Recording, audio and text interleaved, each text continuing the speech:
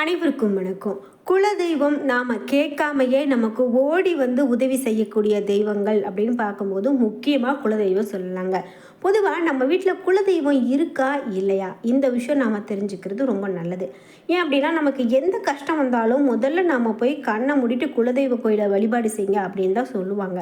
அப்படி பார்க்கும்போது நமக்கு குலதெய்வத்தினுடைய அருள் இருக்கா இல்லையா நம்ம வீட்டில் அப்படின்னு தெரிஞ்சுக்கணும். இந்த வீடியோ பார்த்துட்டு இருக்கக்கூடிய நீங்கள் உங்களுடைய குலதெய்வம் என்ன அப்படிங்கிற குலதெய்வத்தினுடைய பெயரை மறக்காமல் கீழே கமெண்ட் பாக்ஸில் பதிவிட்டுருங்க. குலதெய்வத்தை பற்றி நிறைய தகவல்களை நம்ம இந்த வீடியோவில் பார்க்க போகிறோம். முக்கியமாக நம்ம வீட்டில் குலதெய்வம் இருக்கிறதுக்கான அறிகுறிகள்லாம் என்ன அப்படிங்கிறதையும் தெரிஞ்சுக்க போகிறோம். வீடியோ கண்டிப்பாக உங்களுக்கு ரொம்ப பயனுள்ளதாக இருக்கும். கடைசி வரைக்கும் ஸ்கிப் பண்ணாமல் பாருங்கள்.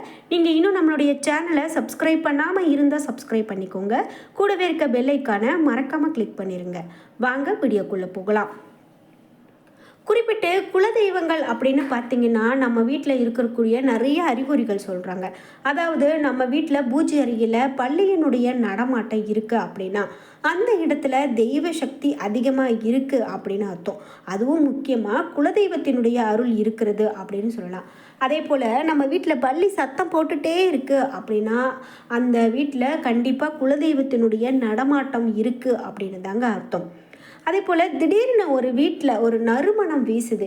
அது என்ன வாசனைன்னே தெரியல, நாங்கள் எதுவும் பண்ணலை, ஆனால் திடீர்னு ஒரு பூ வாசனை அல்லது விபூதி வாசனை இது மாதிரியாக இருக்குது அப்படின்னா அந்த வீட்டில் கண்டிப்பாக குலதெய்வத்தினுடைய நடமாட்டம் இருக்குது அப்படின்னு அர்த்தம். அதே போல் நம்ம கோவிலுக்கு போயிட்டு வரும்போது அந்த வீட்டில் கொடுக்கப்படக்கூடிய எலுமிச்சை பழத்தை வாங்கி நம்ம வாங்கிட்டு வந்து வீட்டில் பூஜை அறையில் வைக்கணும். நாள் செல்ல அந்த எலுமிச்சை பழம் காய்ந்து சுருங்கிட்டே போகுது அப்படின்னா அந்த வீட்டில் குலதெய்வத்தினுடைய நடமாட்டம் இருக்குது அப்படின்னு தான் அர்த்தம். ஆனால் அதே எலுமிச்சை பழம் அழுகி இருக்குது அப்படின்னா அந்த வீட்டில் தெய்வத்தினுடைய சக்தி கொஞ்சம் கூட இல்லை அப்படின்னு தாங்க அர்த்தம். துர்சக்திகளுடைய வாசம் தான் அங்கே இருக்குது அப்படின்னு அர்த்தம். இதிலேருந்து நீங்கள் தெரிஞ்சுக்கணும். குறிப்பாக இன்னும் நிறைய விஷயங்கள் சொல்கிறாங்க. குலதெய்வம் வீட்டில் இல்லை அப்படின்னா அதாவது கனவுல வரக்கூடிய நிகழ்வுகள் நம்ம வீட்டில் கெட்டதாகவே இருக்குது, அதாவது அந்த கனவுகள் ரொம்ப கெட்ட அறிகுறிகளாகவே இருக்குது அப்படின்னா அந்த வீட்டில் தெய்வத்தினுடைய சக்தி இல்லை அப்படின்னு அர்த்தம்.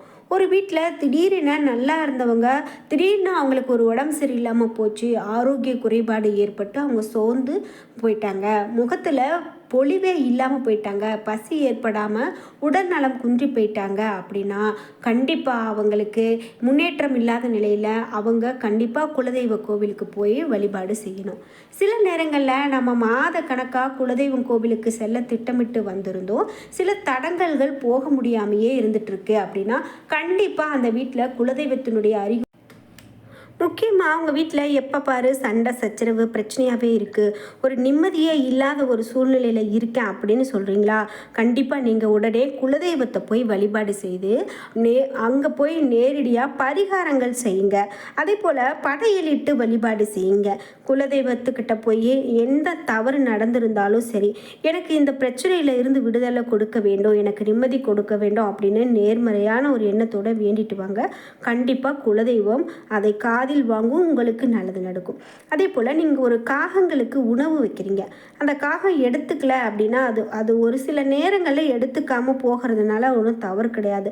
ஆனால் அந்த காகங்கள் பல நேரங்களில் சாதத்தை எடுத்துக்கவே இல்லை அப்படின்னா கண்டிப்பாக அங்கு தெய்வத்தினுடைய சக்தி இருக்கிறதா அப்படிங்கிறத நம்ம யோசிக்கணும். இல்லைன்னா நம்ம முன்னோர்களுடைய கோபம் காரணமாக இருக்கலாம். அப்போது நீங்கள் குலதெய்வத்துக்கு போய் வழிபாடு செய்துட்டு படையலிட்டு நான் அதாவது வருடத்துக்கு ஒரு முறையாவது நாங்கள் குலதெய்வம் கோவிலுக்கு போயிட்டு வரணுங்க. போகவே முடியல, நாங்கள் வெளியூரில் இருக்கோம், எங்களால் போக முடியல அப்படின்னு சொல்கிறவங்க முக்கியமாக குலதெய்வ படத்தையாவது வீட்டில் வச்சு வழிபாடு செய்யும்போது கண்டிப்பாக எந்த பிரச்சனை இருந்தாலும் நீங்கும் அப்படின்னு சொல்லலாம். இப்படி குலதெய்வத்துக்கு இருக்கக்கூடிய சக்தி ரொம்ப ரொம்ப மிகுந்தது, அதை யாராலும் தடுக்க முடியாது. ஒரு வீட்டில் குலதெய்வம் இருக்குது அப்படின்னு சொன்னாலே கண்டிப்பாக இந்த குழந்தை வரம் இல்லாமல் போகிற பிரச்சனை, சுபகாரியம் தடையாகிற பிரச்சனை இதெல்லாம் இல்லாமல் போகும் அப்படின்னு சொல்கிறாங்க. அந்த அளவுக்கு நம்ம குலதெய்வம் நம்ம வீட்டில் தெய்வத்தினுடைய நடமாட்டம் சக்தி இருந்ததுன்னா நிச்சயமாக பிரச்சனையாகாது. ஒரு சில வீடுகளில் சகோதர சகோதரிகளிடையே பிரச்சனையாகிறது, இது எல்லாமே தீரும் அப்படின்னு சொல்லுவாங்க. இப்படி இருக்கும்போது நாம் தீபம் ஏற்றி வைத்து குலதெய்வ வழிபாடு செஞ்சுட்டு வந்தோம் அப்படின்னாலே பாதி பிரச்சனைகளை நம்மளால் தீர்க்க முடியும் அப்படின்னு சொல்கிறாங்க. சிலருடைய குடும்பங்களில் குலதெய்வம் கோவிலுக்கு செல்வதற்கு ஏதாவது ஒரு தடை வந்துக்கிட்டே இருக்கும். இதனால் அவர்களுக்கும் குலதெய்வத்துக்கும் ஒரு ஏதாவது ஒரு இருக்குமோ, குலதெய்வம் கோபத்தில் இருக்குமோ அப்படின்னு கூட நினைக்கலாம். வீட்டிலேயே குலதெய்வத்தை நினைத்து வேண்டி கொண்டிருப்பாங்க, அல்லது குலதெய்வத்தை மறந்தே போயிருப்பாங்க. இப்படி குலதெய்வத்தை வழிபட மறந்தவங்க குடும்பத்தில் ஏதாவது ஒரு கஷ்டம் இருந்து கொண்டே இருக்கும். சுபகாரிய தடை இருந்துகிட்டே இருக்கும், பண வரவு கஷ்டம் இருந்துகிட்டே இருக்கும், குழந்தையின்மை, நிம்மதியின்மை, இது மாதிரியான ஏதாவது பிரச்சனை இருக்கும். இப்படி பிரச்சனை இருக்கிறவங்க குலதெய்வ கோவிலுக்கு போக முடியாமல் தடங்களை சந்திச்சுக்கிட்டே இருப்பாங்க. வெளிநாட்டில் இருக்கிறவங்க வீட்டிலேயே குலதெய்வ வழிபாட்டை மேற்கொள்வது ரொம்பவே நல்லதுங்க. குலதெய்வத்துக்கு உகந்த நாளை நம்ம பூஜைக்காக தேர்ந்தெடுத்து வழிபாடு செய்யணும். பூஜைக்கு முந்தைய நாளே வீட்டை சுத்தம் செஞ்சுடணும். வீட்டில் இருக்கக்கூடிய குடும்ப உறுப்பினர்கள் அனைவரும் இந்த பூஜையில் ஒன்றாக கலந்து கொண்டு இருப்பது மிகவும் நல்லது. குலதெய்வம் இருக்கும்போது கண்டிப்பாக நம்மளால் எந்த விதமான விஷயமும் நம்மளை தாக்க முடியாது அப்படின்னு சொல்லுவாங்க. அப்படியே நம்ம வீட்டில் குலதெய்வம் இருக்கா இல்லையா அப்படிங்கிறத நம்ம நிறைய இந்த மாதிரி அறிகுறிகள் மூலமாகவும் தெரிஞ்சுக்கலாம் அப்படின்னு ஒரு சில அறிகுறிகள் சொல்கிறாங்க. அது என்ன அப்படின்னு பார்த்தீங்கன்னா, முதலாவதாக நம்ம குலதெய்வ நம்ம வீட்டில் வாசம் செய்ய நம்ம முன்னோர்களை நம்ம வழிபடணும். முன்னோர்கள் படத்துக்கு முன்பாக தினமும் நம்ம குளித்து முடிச்சுட்டு சாஷ்டாங்கமாக நமஸ்காரம் செய்கிறது ரொம்பவே நல்லது. அதே போல் ஆண்கள் அப்படின்னா 8 அங்கத்தில் தரையில் படும்படியும், பெண்கள் என்ற 5 அங்கங்கள் தரையில் படும்படியும் நமஸ்காரம் செய்து வழிபாடு செய்கிறது ரொம்ப ரொம்ப நல்லது அப்படின்னு சொல்கிறாங்க. இந்த அதிர்வு நீங்கள் உணர்ந்தீங்க அப்படின்னா உங்களுடைய நிச்சயமாக குலதெய்வம் வாசம் செய்வதா, அதாவது அப்படி நமஸ்காரம் செய்யும்போது ஒரு விதமான அதிர்வு உங்களுக்கு ஏற்படும் அப்படின்னு சொல்கிறாங்க. இதை நம்ம உணர்ந்தோம் அப்படின்னா கண்டிப்பாக குலதெய்வம் நம்ம கூட இருக்குது அப்படிங்கிறதுக்கு நம்ம முழுமையாக தெரிஞ்சுக்கலாம். எந்த விதமான கவலையும் இல்லாமல் இருக்கலாம். நமக்கு பாதுகாப்பாக குலதெய்வம் இருக்காங்க அப்படிங்கிறத இதை உணர்த்தக்கூடியதாக இருக்குது. இப்படி நீங்கள் நிச்சயமாக அதிர்வை உணர்ந்தீங்க அப்படின்னா குலதெய்வம் உங்கள் கூட தான் இருக்குது. அதே போல் முன்னோர்களுடைய ஆசீர்வாதம் இருக்கிறவங்களுக்கு நிச்சயமாக இந்த அதிர்வு ஏற்படும் அப்படின்னு சொல்லுவாங்க. குறிப்பாக குலதெய்வ ஆசீர்வாதம் அங்கு நிறைந்திருக்கும் அப்படின்னு சொல்லப்படுது. இதற்காக ஒவ்வொரு நாளும் நீங்கள் குளிச்சு முடிச்சிட்டு பிறகு முன்னோருடைய படத்துக்கு நமஸ்காரம் செய்து வழிபட்டுட்டு வாங்க. பல துன்பங்கள் இதன் மூலமாக நீங்கும் அப்படின்னு சொல்கிறாங்க. பொதுவாக பூஜை அறையில் பள்ளிகள் நிச்சயமாக இருக்கும். பூஜை அறையில் இருக்கக்கூடிய பள்ளிகள் அவ்வப்போது சத்தமிட்டு கொண்டே இருக்குது அப்படின்னா அங்கு குலதெய்வம் வாசம் நிச்சயமாக இருக்கும் அப்படின்னு அர்த்தம். பூஜை அறையில் இருக்கக்கூடிய இந்த பள்ளிகள் சத்தத்தை நீங்களே கேட்டிருப்பீங்க. அது குலதெய்வத்தினுடைய அருள் உங்களுக்கு கிடைக்க போகிறதுக்கான ஒரு அறிகுறியாகத்தான் சொல்லப்படுது.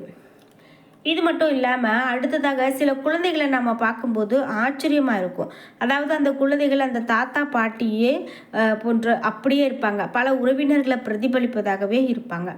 உங்களுக்கு தோன்றும், நீங்கள் உங்கள் மாமா மாதிரி, நீ உங்கள் தாத்தா மாதிரி அப்படின்னு நம்ம சொல்லுவோம். நம்மளை அறியாமையே அதை சொல்லுவோம். அப்படி சொல்லும்போது அங்கு குலதெய்வம் வாசம் செய்வதாக ஐதீகமாக சொல்கிறாங்க. இது போல் நீங்கள் தினமும் காக்கைக்கு சோறு வைக்கக்கூடிய பழக்கமுடையவராக இருக்கீங்க அப்படின்னா கண்டிப்பாக உங்கள் உற்று நோக்கி பார்க்கும்போது நீங்கள் சாதம் வைக்கும்போது காக்கை சாதத்தை சாப்பிடாம சிறிது நேரம் அமைதியாக வீட்டை பார்த்து கொண்டே இருக்கும். கொஞ்ச நேரம் கழித்து தான் அது சாப்பிட துவங்கும். இது நம்ம கவனித்து பார்த்தா நமக்கு தெரியக்கூடிய ஒரு விஷயமா இருக்கும் அப்படின்னு சொல்லலாம்.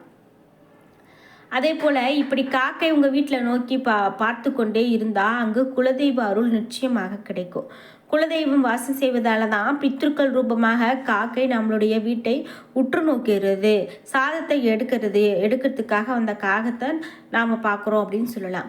அதே போல் ஒரு சில இடங்களில் சாதத்தை எடுக்க வந்த காக்கை சாதத்தை எடுக்காமல் நம்ம வீட்டையே பார்த்து கொண்டு இருந்தாலும் குலதெய்வம் நம்ம கூட தான் இருக்குது, நம்மளிடம் வாசம் செய்கிறாங்க அப்படிங்கிறத நம்ம நல்லா நினச்சிக்கலாம். அதில் ஒன்றும் தவறே கிடையாது.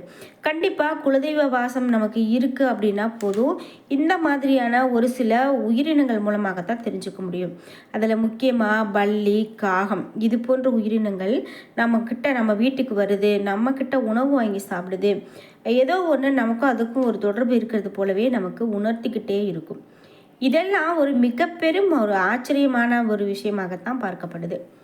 இதே போல் உடல்நிலை சரியில்லை அப்படின்னா கோவிலுக்கு உப்பும் மிளகும் தானமாக கொடுக்கறது வழக்கம். உப்பு தானம் கொடுத்தா உடலில் இருக்கக்கூடிய நோய்கள் எல்லாம் நீங்கி போகும் அப்படின்னு சொல்லுவாங்க. குறிப்பிட்டு ஆன்மீக நம்பிக்கையாகவும் இது இருக்குது. அந்த வகையில் உங்களுடைய வயிறு உடல் பிரச்சனை, உடலினுடைய வயிற்று பகுதியில் இருக்கக்கூடிய வாயு பிடிப்பட்டா அங்கு பிரச்சனை ஆரம்பிக்கும். மலச்சிக்கல் போன்ற தொந்தரவு வரும். இப்படி ஏற்படும் போது உங்களுடைய குலதெய்வத்தை நினைத்து கொண்டா போதும், வயிறும் மனமும் சுத்தமாகிடும். இந்த குலதெய்வத்தை நீங்கள் நிச்சயம் உணரலாம். இப்படி ஒரு விஷயத்திலும் குலதெய்வம் இருக்கிறதா இல்லையாங்கிறத வைத்து நம்மளால் உணர்ந்து கொள்ள முடியும்.